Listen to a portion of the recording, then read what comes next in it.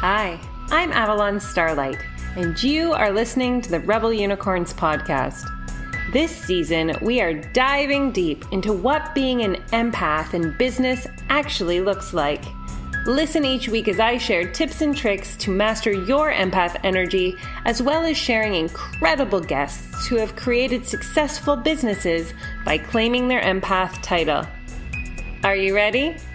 Let's get our Rebel on. Hello, Rebel Unicorns. I'm so excited to tune back in today and to have a conversation about something that I actually love to talk about. It's something that I struggled with for most of my life. I'm even going to share a recent story of how not having these in place has created discomfort in my life. And, this is an important conversation to be having with any human all along all races, classes, genders, and especially for those of us who work in the world of energy, even more so. So if you are an empath, if you have a partner that's an empath, a child that is an empath, a client that is an empath, know that today's episode you will get so much benefit from, and also begin to understand how to speak to and communicate with somebody in your life that is an empath. Now, today we're going to be talking about boundaries. And, as a vigilant, highly sensitive person and empath, the boundaries that I create and I hold actually are essential for me feeling safe. Feeling safe in a relationship, feeling safe in, my business, feeling safe in my marriage, feeling safe with my children. Boundaries are the cornerstone or the keystone of everything that I do. And when they are missing or there aren't any, I become almost like a loose cannon energetically because I have no focus, no direction. And without the focus and direction, I literally lose the ground beneath me. I can't function. I don't know who I am. I don't have any idea what to focus on or what to put my energy on. It's a disaster. And this was probably one of the hardest lessons that I had to learn to accept because, for a majority of my life, I grew up around people whose emotional states were never quite stable. And as somebody who becomes the energetic likeness of somebody before I even speak to them, even as a coach, I oftentimes will feel what my clients are feeling before I even speak to them on the phone. Or when I'm going to be going to see a friend or talk to a friend, I'm already feeling what they're going to be feeling before I get on the phone with them. And it's been a practice to learn, and we're going to talk about this in a couple weeks, these tricks that you can do to assure that the energy that you're feeling is yours or not yours. But the first thing that I want to talk about, because before we even get into protections, before we even get into clearing energy out, is one of the most foundational pieces is that there has to be a place in which you realize that boundaries are love and boundaries are what create the space for you as an empath to reach into the corners of what you're capable of and to do the protections and the practices within a safe space. I remember being at Miss Jaya's Path to Passion. It was a, sensual, sexual retreat with my husband a couple years ago or a year and a half ago. And she told this story about boundaries, which in a way is the same thing as consent, boundaries, however you want to call it. And she told this study about how, a kindergarten class was let out, and when there was a fence around where the kids could play, these kindergarteners would go and play to the edges of the fence. They felt completely safe in the structure of having this knowing of where they could play and where they couldn't play, that nobody could come in. It allowed them the freedom to really expand to their edges. But when you took kindergarten kids and you placed them outside to play for, say, recess, and there was no fence around, they would huddle in the center. They would huddle in the center and not go to the edge and not, leave the tarmac because they didn't have this protection. They didn't have this parameter or this fence that told them how far they could go, that it was safe for them, that nobody could come in.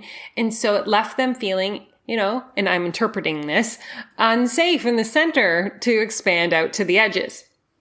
That's how I feel about boundaries and being an empath.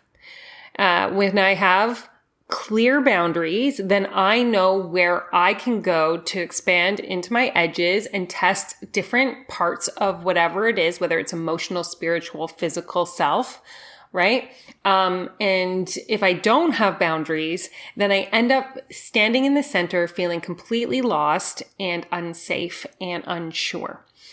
And I'm going to give the example in a couple different ways. So, when we're beginning to explore the idea of boundaries as an empath, knowing full well that you're going to be able to experience just even telling somebody what your boundary is, you can imagine, because you can be able to read their energy without even being in their energetic body. You can say, oh, I'm going to tell somebody that this is going to be the boundary. But before you even share that, you already know how they're going to feel. You already know how they're going to feel about you setting that boundary. And oftentimes when we can feel their hurt, their pain, their sadness, their disappointment, their grief over a boundary, we won't set it for ourselves because we're more concerned about their emotional state than we are about our own safety. And this is the first phase of getting really clear about being an empath. That it is your emotional state that comes first. Your energetic body comes first. Your capacity to hold yourself into a clean, protected environment emotionally and energetically so that you can actually support and care for the ones that you love with greater impact and intensity is the key. It is the key. And so, even personally, I grew up in a house where people were sad. And so I could feel their sadness all the time. I could feel the sadness that they would experience before I even did something. And it kept me from really allowing myself to say no to a lot of things. And, I also have a trauma response that if I do something or say something that people could actually hurt themselves.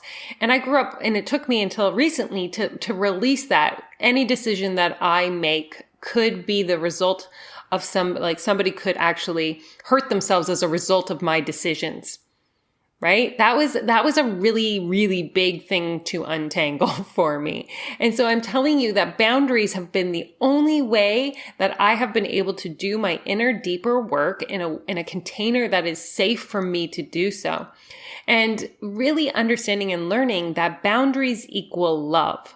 We are not here to manage other people's emotional states. It is an actual thing that is impossible for us to do, to cater and to fix and to enable and to make sure everybody else in the world is safer and, healthier and emotionally more stable than we are.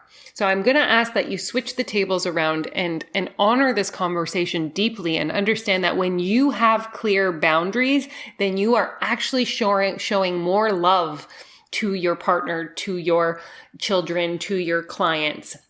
And I'm going to give examples of each of these individually so you can understand how having clear boundaries affects each of these relationships. I was teaching in my Chakra Business Academy, and one of the people who was just again coming into the understanding that they were an empath had mentioned that, it's really hard to work from home because their kids always come in and interrupt. And so they never really fully get anything done because, their kids are always in and out.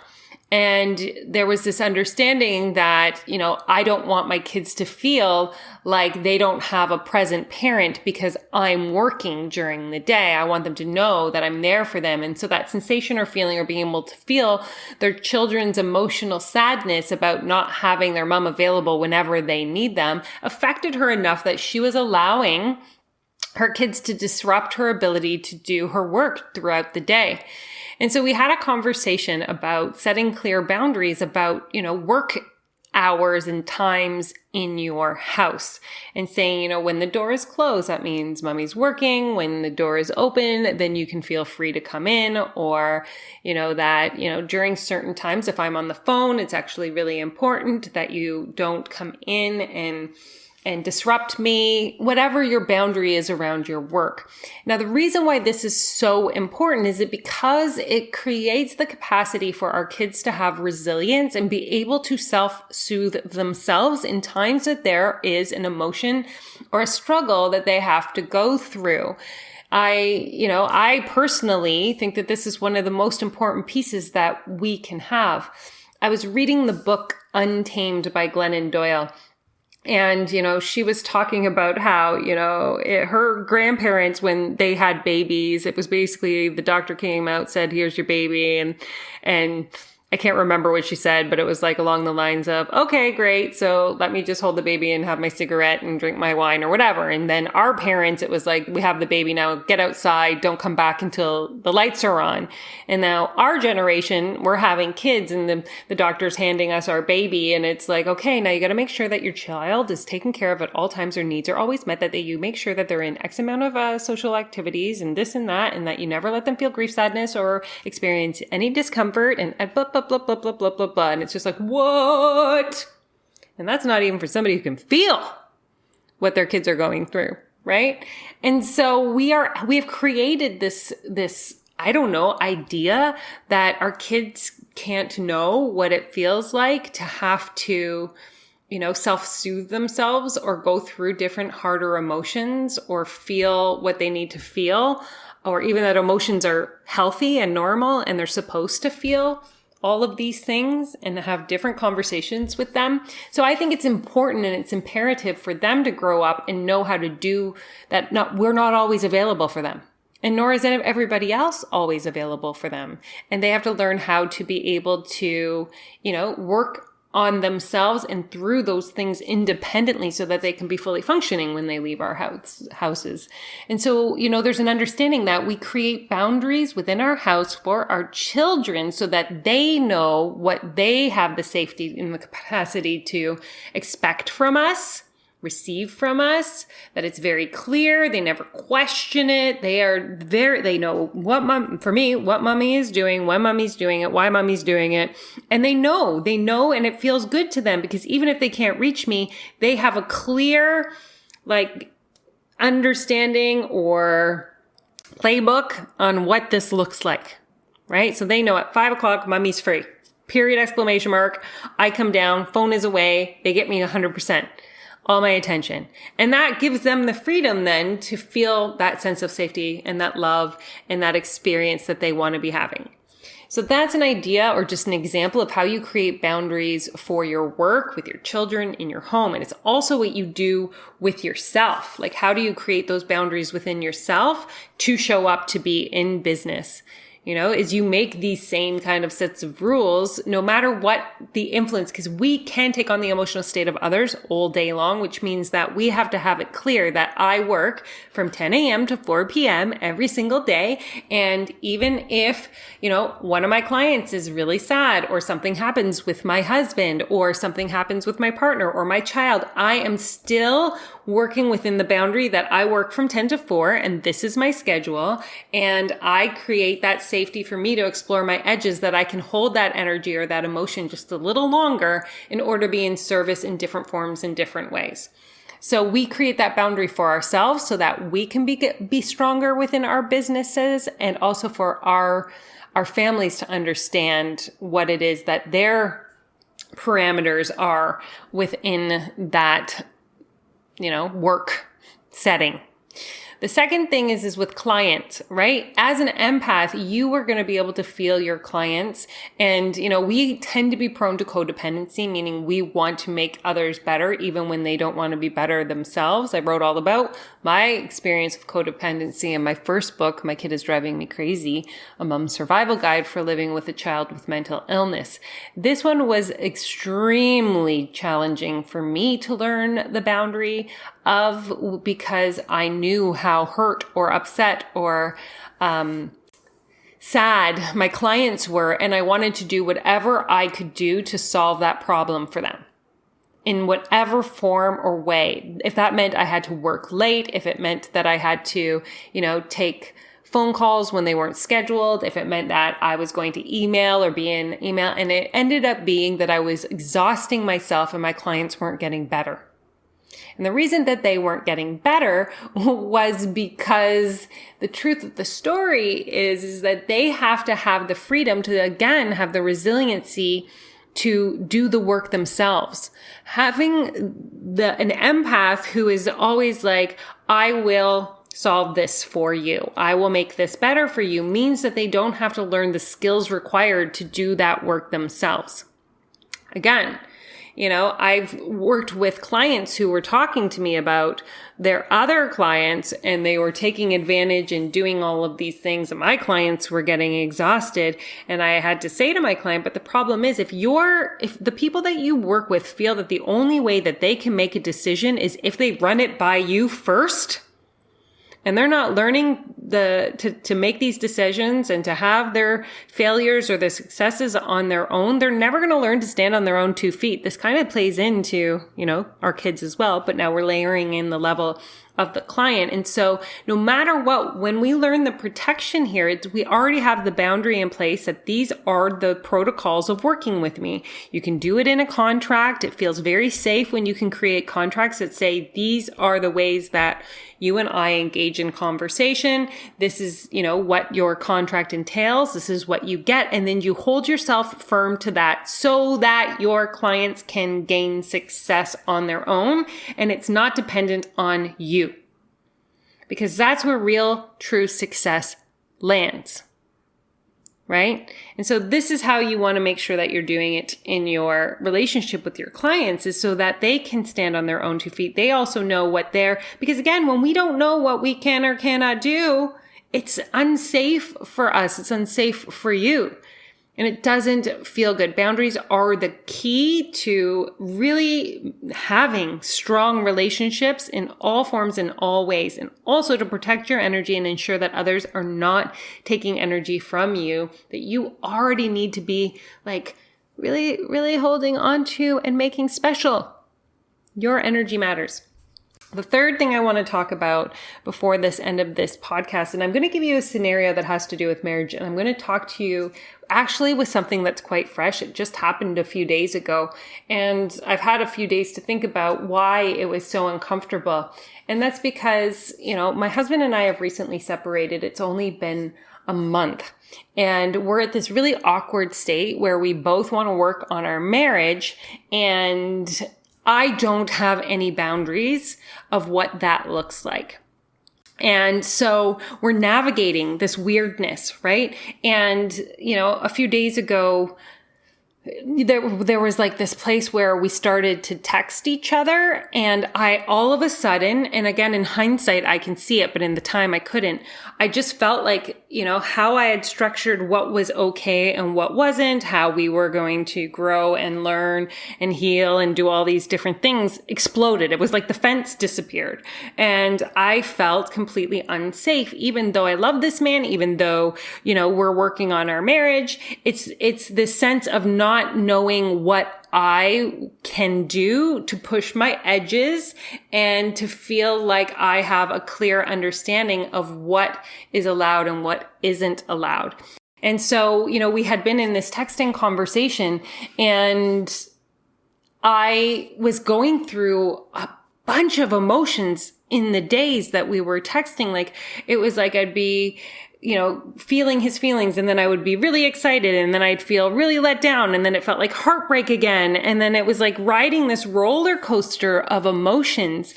And I had to say, my boundary is that we can't text. And the reason that was because we don't have boundaries at all on what that looks like. And so I'm sharing this from the freshest position that I possibly can, so that if you're going through any experiences right now, especially as somebody who plays in energy and plays in being able to sense, feel, and know other people's emotional states, one of the things you have to recognize is that when you have contrast, or when you are bringing something like a boundary to somebody else, you need to prepare yourself that they're going to have an experience to that. They are going to maybe feel hurt. They're going to feel sad. They're going to feel disappointed, whatever that emotional state that they're having. But that's theirs. That's part of their growth. When we try to control their growth, we're really trying to play God a little bit there because they have to experience these feelings in order for them to transition or expand into the next version of themselves or to have their next iteration or growth or whatever. But if we're trying to micromanage their emotional state, we're really not even giving them the freedom to become who it is that they're meant to be. And so, I'm inviting you guys to look at this and to find a place within all of your relationships, whether it's fresh like mine and my husband's, whether it is in your coaching agreements and your contracts, if it's in how you tell your family or create boundaries within your home, so that every single person that you come in contact with, you have the capacity to know what it is that is the boundary for you to show up fully into that relationship in service and love to them. And they also know what is their capacity to show up fully in that same way so that they know where the boundary line is, what they can or cannot do.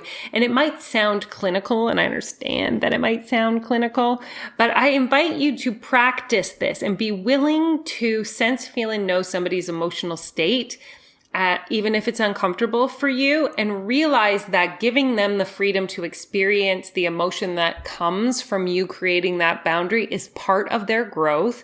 It is part of their ability to expand. It's part of your love for them and their love for you, that, there are no smudgy lines. You're not letting some people in this way, or some clients of mine are allowed to do this, some aren't. You're creating strong boundaries in all areas of your life, personal and business, so that you can then really learn how to play in your energy to the edges, which I'm really excited to be talking about in the next few episodes as well. So I would say the number one place to start when you're really beginning the process of claiming being an empath, what that looks like, and how you're actually going to expand into your gifts and your skills, is to be able to first set boundaries in all areas of your life and be willing to be uncomfortable in doing so. And then eventually it becomes the easiest thing that you do. Always remembering that everything takes thought until it doesn't. When you start to feel the security and the safety and the belonging and the love that comes along with having clear boundaries, because others know exactly how to relate to you and there's no confusion, it creates such deeper places for relationships and intimacy to go.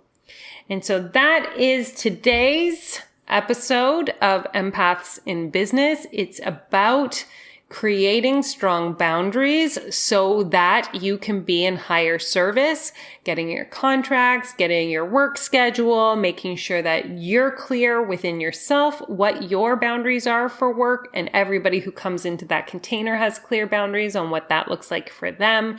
And as we do how we do one thing, we do all things, making sure that we are carrying these boundaries into all relationships in our lives, so that people, again, if somebody crosses a boundary and you can say, you know what, that's going too far. And actually, I'm really proud. I have a client I used to have a couple of years ago. I sent her an email and a messenger and said, I'm doing a season called Empaths in Business. Would you be interested in being a guest? And she sent back to me, actually, I'm really honored that you asked, but my schedule is full for the next 3 months and I cannot commit to that. Maybe next time. And I was like, yeah, girl. Yeah, you aren't, because that was a clear boundary she had set for herself, right? This is what I can do for the next few months, and I'm not taking anything beyond that, because then I put my energy and myself at risk. So just to give you yet another example of how boundaries are so supportive to yourself and how to make that work in your business, because we honor when somebody is being that honest and holding themselves that true to what their standards are and what they set themselves to. So know that I respect her deeply for what she said, as would anybody when you send a message like that to them.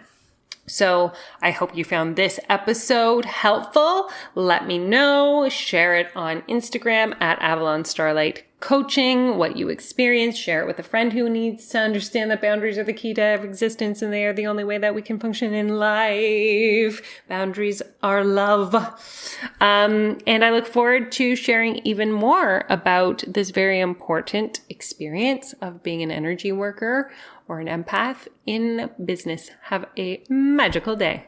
Wow, that episode was mind-blowing. I hope you had as many ahas listening to it as I had recording it.